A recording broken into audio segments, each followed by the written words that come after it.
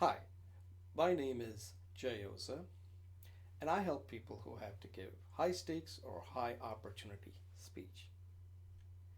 One of the things that I write in this book that I'm currently working on is that if you want to become what I call good to great speaker, you have to become a good student.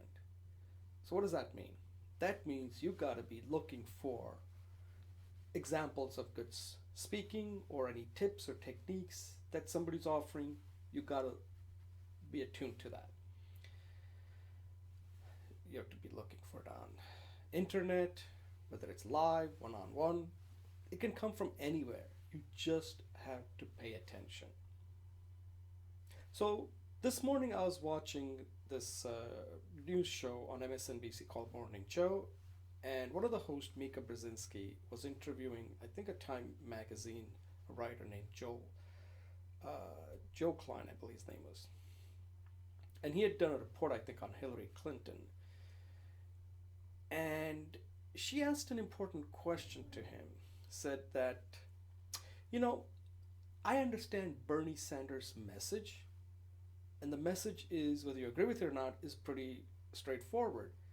Is that middle class is screwed. And that's it. That's his main message. That middle class is screwed. From that, he can take it and develop all kinds of arguments around that. He can give all kinds of evidence around how the middle class is screwed, but the main idea is that middle class is screwed. She said that I don't see that with Hillary Clinton. Like, what is her main message? What is it that you can say in three words? Middle class is screwed, or middle class is okay, middle class is thriving, striving? What is it? It's not coming through clearly. So that got me thinking that she had a point there. Even though she's not talking about speaking, she's talking more from person who's receiving the message. That if your main message cannot be captured in three words, then how many words will you need to get your message across? I always like to think of the famous game, Name That Tune, which I'm aging myself here, but this was a game show in 1970s, which I believe one of the hosts used to be Kathy Lee Gifford. At that time, I think she was known as Kathy Lee Johnson, I believe. But anyway, she used to like sing the songs and people had to guess. Okay, anyway, not going to get into that. You can look it up on the internet. And the thing was that people had to guess whether they can name a tune based on how many tunes, like whether they one tune, two tune, three tune. And similarly, in speaking, it's the same thing. If people have to guess what your main message is by more words, then it's over. It's the opposite, right? You have to do it in fewer words, then people will remember it. So think of that. That if you cannot capture your message in three words at any level, whether it's talking to a person, whether it's your son, daughter, or children, or talking to an adult, talking to anybody, even at the high stakes level in the politics, three words can make a difference. Middle class is screwed. Wow, it hits you if you're in middle class. Like, wait a second, I want to know more.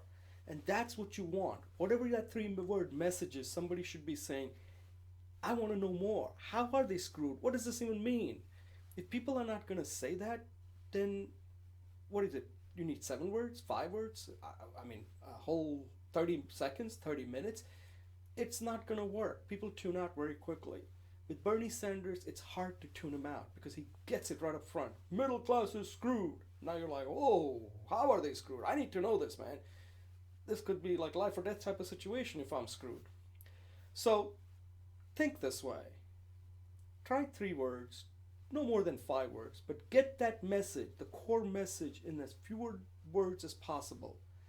And I believe from that, your whole speech will start becoming much more clearer. Because at the end, if you don't have that, then it can hurt you whether you're talking to a child, an adult, or the nation. The communication rules are the same. Doesn't matter. 3 words to nirvana. Try it. Do it.